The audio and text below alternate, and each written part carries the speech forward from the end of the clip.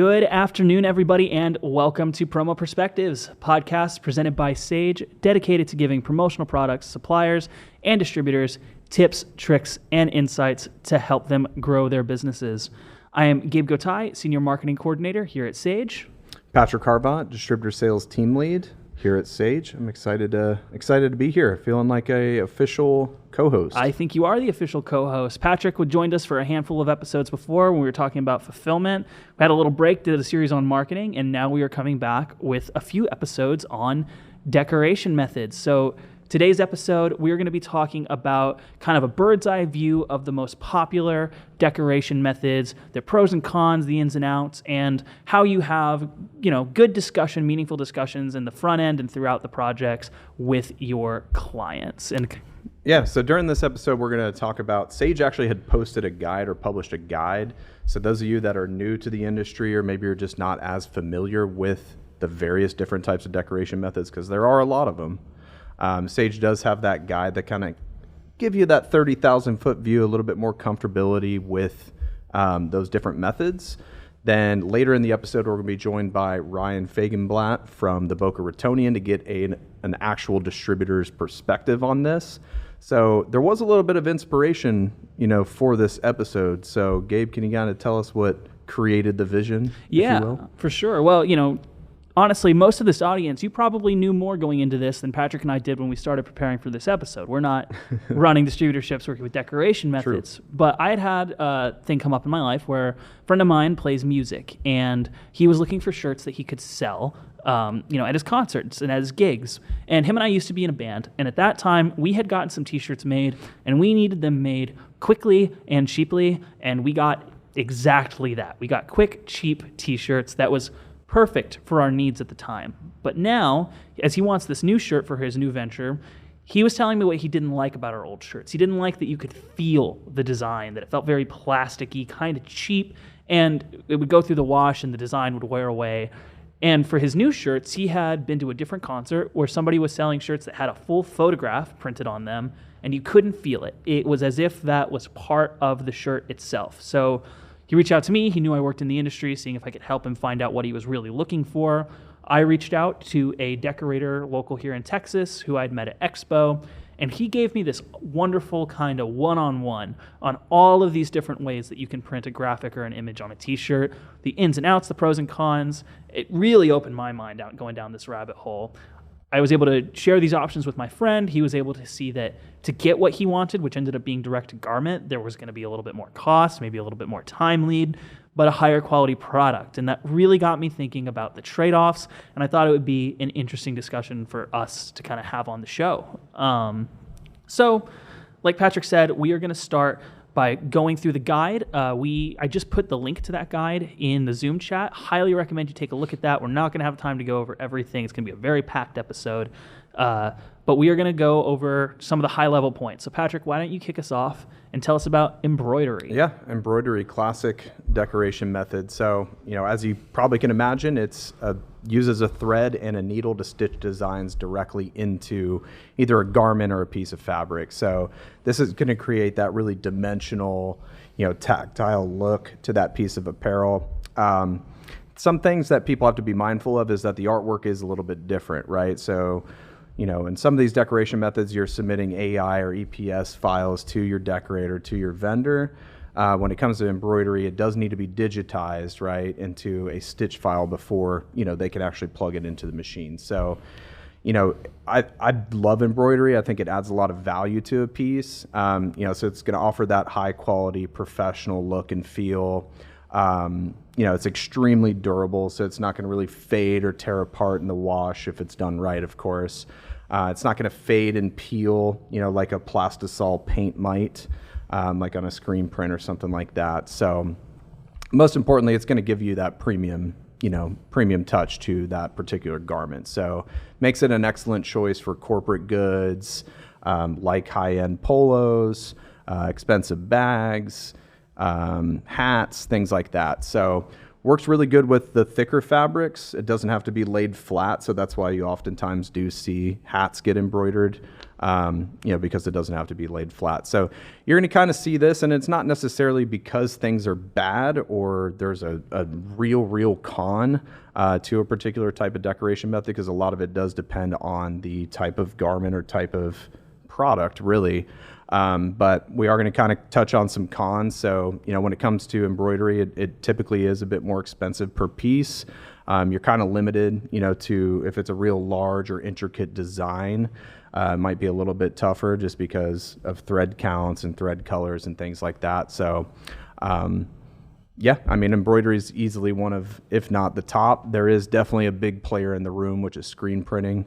So, Gabe, why don't you tell us a little bit about screen printing? Yeah, I think a couple of years ago, before I worked in the industry, if you'd asked me, I would have told you screen printing was the only way to decorate a shirt. It's something that you can actually, as a member of the general public, you might see. I know I had seen people doing live screen printing at events because it's a cool looking machine, big circular, big hot inks pushing all these shirts up. But the way it works is you have to push the ink through a fine mesh stencil, and you are doing one color of ink per stencil. So if you're going to do multiple colors, you line those up, you set up each stencil, and it's like a circular machine, and you push each shirt up. This is really great for large order quantities because you do that one big setup and then you just run shirts through that process. Gives you really good vibrant colors that are opaque even on like a dark colored garment. The cons of it are going to be that it can have a bit of a feel to it. It's not going to be as bad as maybe a poorly done DTF, but it is still something that's not going to feel like it's part of the cotton or whatever you're using. It's going to be, because you need a different, for each color, you need a different stencil. You're going to be paying more for more colors, and you're not going to be able to do fine gradients or realistic images without some specialized inks or processes that could get more expensive. So kind of a counterpart to screen printing is going to be heat transfer printing. Before I throw that back to Patrick, just a quick tease.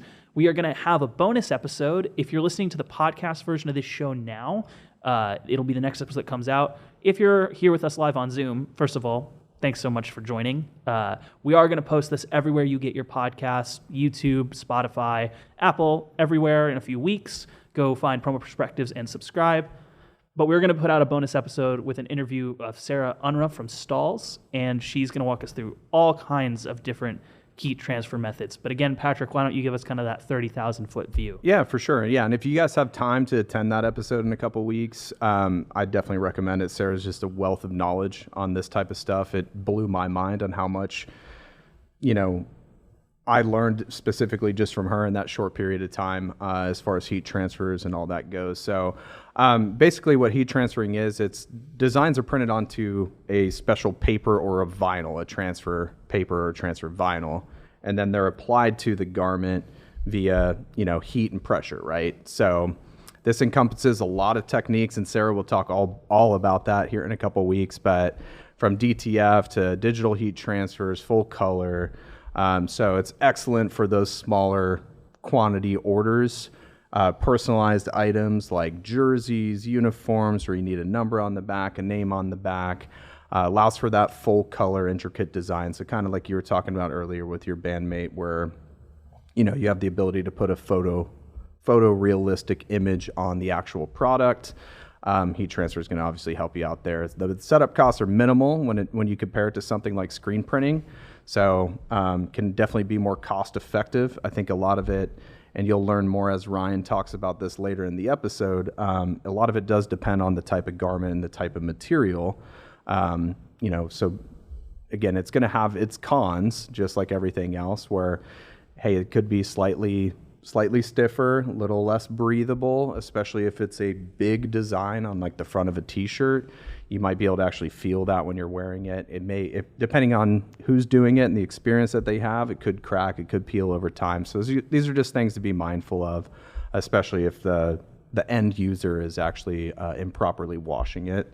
So Ryan's going to talk about a lot of that, where every person that does heat transfers or DTF, they're not one and the same, right?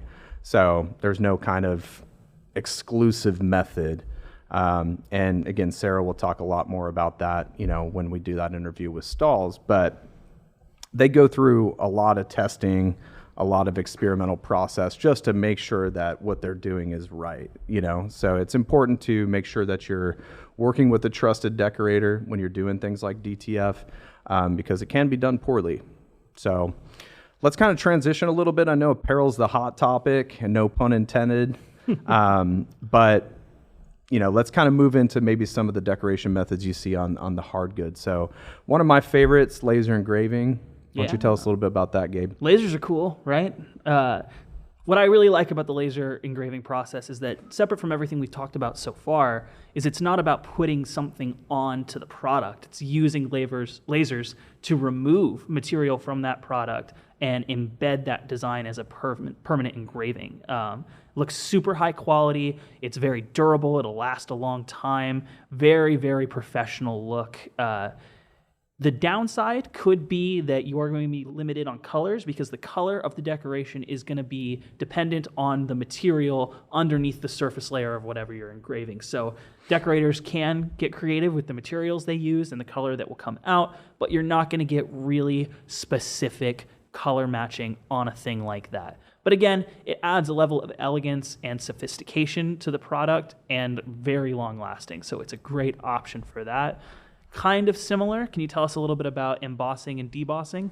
Yeah, I mean, it's definitely an elegant decoration method. You're going to see this on things like leather goods, some soft goods, but really what it is, it's a method where a die actually stamps to create either a raised or embossed or impressed or depressed, deboss design on that piece of material. So produces that real elegant, kind of subtle, highly sophisticated look on things like pad folios, leather goods. More than not, you're going to see it on leather goods.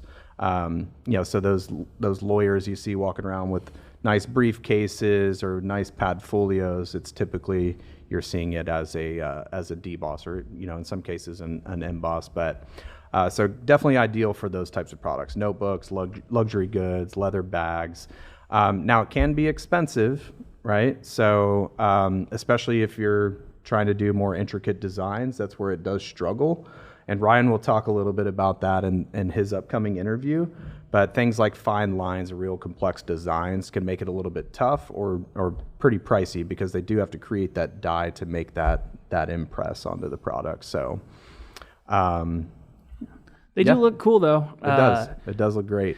So, like we said, that was just kind of a bird's eye view of just some of the most popular methods. It's far from covering everything. Go check out that guide. I dropped the link in the chat. There's things in there that we didn't cover, like pad printing, puff embroidery, which is kind of a cool thing. So go check those out. So, as we've teased a few times, Patrick and I sat down with Ryan Feigenblatt. He is a distributor. He owns a company called the Boca Ratonian, so I'll let you guess where he's based out of.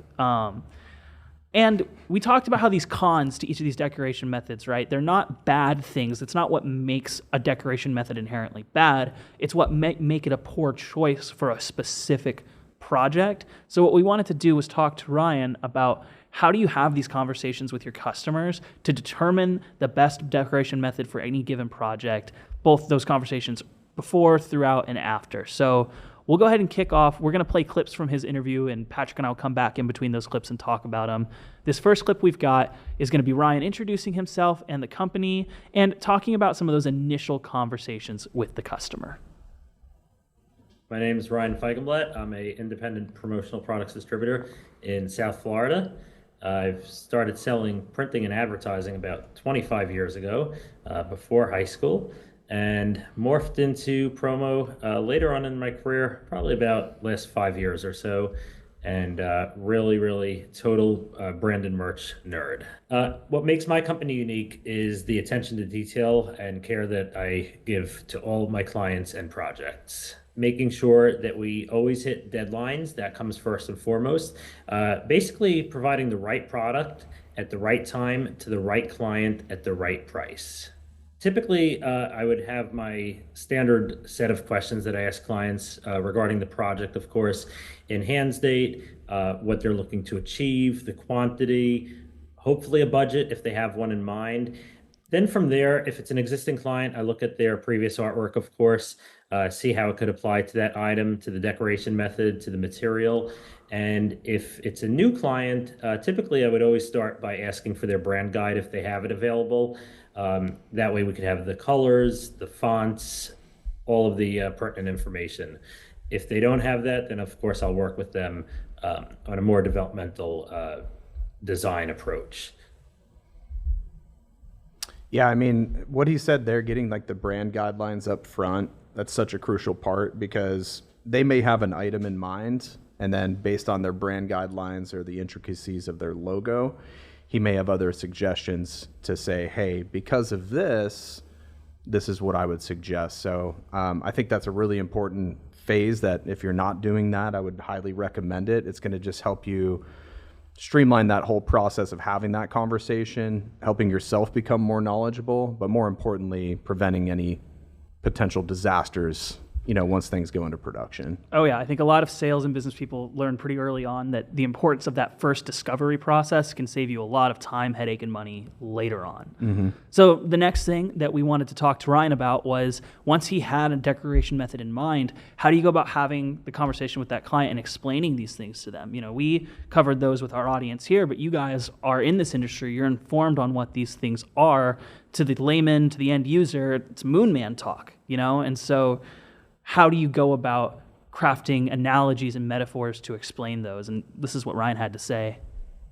Typically, I would start explaining to the client, picture your logo in one color, very, very old school.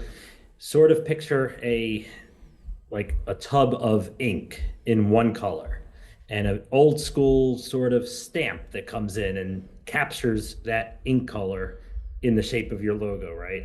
And then just literally dropping it on that product. So that's how I would start to explain a one color imprint in very, very layman terms. And then of course, with a full color, say a digital imprint, I would explain it as picture a full color glossy magazine, where you turn the pages, each page is just full color, unlimited colors. So the gamut has no limits. And then, of course, there's many other, decoration methods when you start to think about foil imprints, foil stamping. That's pretty easy to describe to a client who might not have the know-how, because I would say just picture a metallic that kind of has some, glimmer to it when you hold it different directions in the light. A deboss, for example, I would say just picture, a very high-end leather good that's basically imprinted without any color fill. But yeah, there's so many analogies that I could use to describe the imprint methods, decoration methods to clients.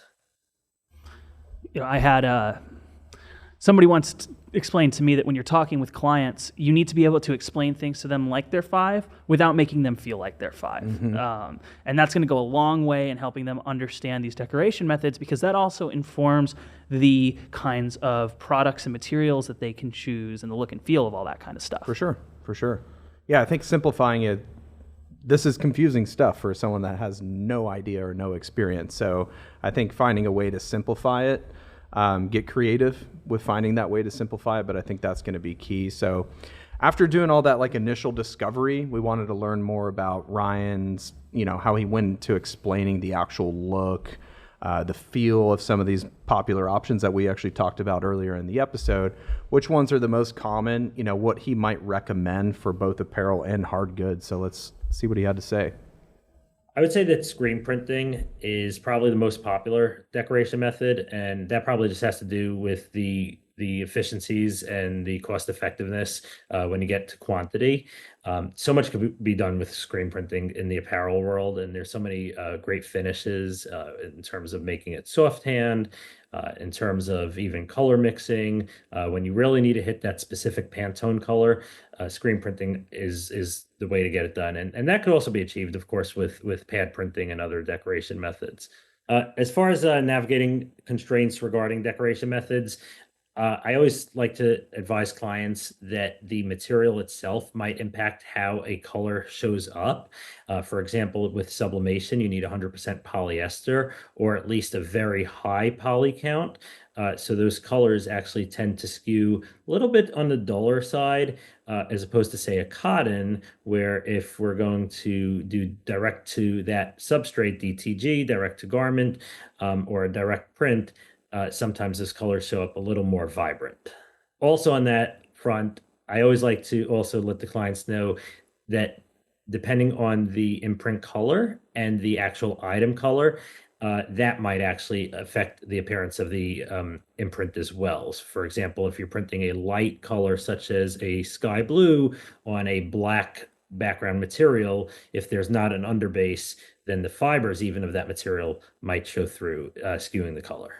So as far as decoration method applies to hard goods, when you say hard goods, there's so many hard goods that come to mind. I'll take the drinkware category as an example. Uh, in terms of a more luxurious premium finish, I always love to steer clients in the direction of laser engraving. That imprint is really durable. It's not going anywhere. It's part of the item itself, of course. And then if the artwork requires something that's a little more intricate, of course, love full color on drinkware as well. But I think that it goes with educating the client as well, letting them know, that the imprint's longevity might not be as long, especially if it's, tossed in a dishwasher, where it's more prone to those elements, those harsh chemicals that might affect the imprint. But then also, of course, with drinkware, we have that full color UV direct imprints, and really the technology there has also increased exponentially, allowing that piece to have that seamless 360 wrap around the item. So really, really getting beyond just the client's logo, but also being able to incorporate patterns and other brand elements into the piece. I mean, I love debossing when it comes to leather goods, as I mentioned. When you get into debossing, one concern is always the minimum font point size. Always want to make sure that it's large enough to avoid any what I would call like a fill. For example, the little triangle in an A might become solid if that font is below a specific size. But debossing is definitely an elegant decoration method. Yeah, I mean, I think you did a great job covering what we would probably consider the most popular, most common. He kind of touched on the little bit at the end with the digital, full color digital on drinkware. So what we wanted to do was kind of get his perspective on, some of the new innovations, the new technology, that has him excited, right? So Yeah, talking about like popular trends and things like that. That discussion, we ended up talking to him before he answered too about DTF, kind of shared that same story from earlier. And he was reiterating the same points that we'd made about how not all DTF is made the same. So yeah, let's hear what he had to say about all that. Yeah, absolutely. DTF has totally dominated the market. There is a place and opportunity to use it, but it needs to be done right. So as far as DTF goes, I always, and that's the direct to film, of course. I always try to look at the design. I always recommend that a large solid area is not great for DTF, because it might have that, sort of quote unquote sticker feel. Not always, of course, because not all DTF is created equal. So there's definitely some more quality films out there, and powders and inks and methods, even the actual application, the heat press method that affects the hand, if you will, of that imprint. So, as far as achieving like a more luxurious feel, for example, in the apparel world, you could get into all sorts of fancy decoration techniques, such as discharge printing, water-based inks, where the imprint actually starts to feel more like it's part of the material rather than sitting on top of the material. And if it is sitting on top of the material, like a standard plastisol ink, that's fine too, of course. But again, that's achieved with the right designs and the right quite frankly, the right contract decorators decorating those designs. I think it also goes back to the old school aspect. Sometimes, if it ain't broke, don't fix it. Embroidery always, is first and center, I think, in terms of a premium decoration technique. And even in the embroidery world, there's been innovations where you have companies like Color Rail, for example, where that's kind of a hybrid between taking thread that's one color and dyeing it during the application. That gives you that full color appearance that you're able to easily achieve gradients and more complicated, intricate designs. So I think that, decoration technology that's out there, the equipment, the processes, it's constantly evolving, right? I mean, that gives us really, the sky's the limit when it comes to decorating. So yeah, I mean, when you start to look at, new innovations in the world of decoration, you have stalls you mentioned earlier, and stalls, I mean, is really putting out unbelievable methods into the world. So, there, when you start to think about the patch application to an item, even as simple as a heat press, even if it's not sewn on, the dimension that some of those dimensional patches and transfers that a company like Stolz is offering really help increase the perceived value of that item. Yeah. So one of the last things that we talked to Ryan about was kind of the importance of having a good relationship with your suppliers and decorators. Because like you said, you got to make sure you're working with trusted people and how you can help stay up to date on all those trends and best serve your clients. For sure. Yeah, and working with like a Sanmar PSST, or we talked about this in the previous episodes, SNS's CDN network. A lot of these guys have access to these pieces of equipment, some of these innovations. I know Ryan probably uses people within those networks, gets samples. So lastly, he kind of talked about samples. I guess to kind of wrap it up, he talked about samples and just absorbing as much education as he possibly could. So this way he can approach these different conversations with these clients with some knowledge. So let's hear what he had to say, and then we'll probably wrap it up. I think we're pushing the time. Yeah. So. Yeah, I'm constantly educating myself. Just the opportunity to speak with suppliers one-on-one, walking show floors, attending Zoom calls, just like this one, for instance, constant education, listening to industry podcasts, watching even suppliers have great content on YouTube, really, really getting into the nitty-gritty, understanding those decoration techniques. The last thing I want to do is bog one of my supplier reps down with questions, but they're always there if we need it as an absolute last resort, especially on those more complicated orders and artwork. I have a great relationship with my contract decorator, and quite frankly, it helps. No one wants those tiny onesie twosie orders, but we need to take care of our existing clients and help with those as well. But also it helps with the pre-production sampling process, because sometimes the shipping starts to get out of hand on those. So PSST from Sanmar is an amazing program. Yeah, I mean, I always encourage sampling. If it's an item that the client has not ordered prior, be happy to send them a sample. Make sure that it's something that will work for that project, because it's a lot less expensive to do that up front rather than redoing an entire order.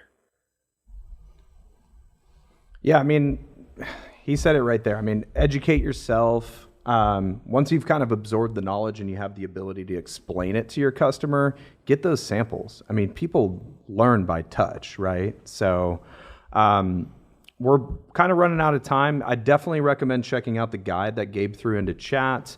PPAI has an online resource as well for decoration methods. So if you're new to the industry or you're just still a little wavy as far as your knowledge on decoration methods, I encourage you to check out those two guides. There's obviously tons of YouTube content out there.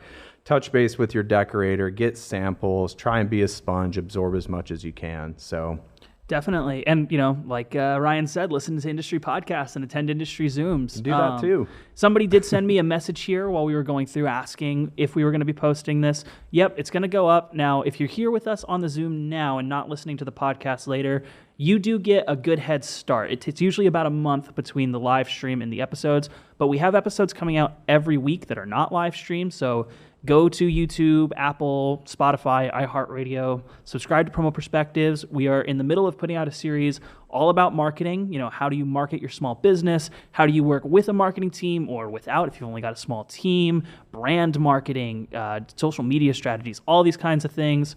And in about 1 month, we are going to be posting this episode along with a bonus episode. I see somebody saying they don't see the guide in the chat. I'm going to put it in there one more time.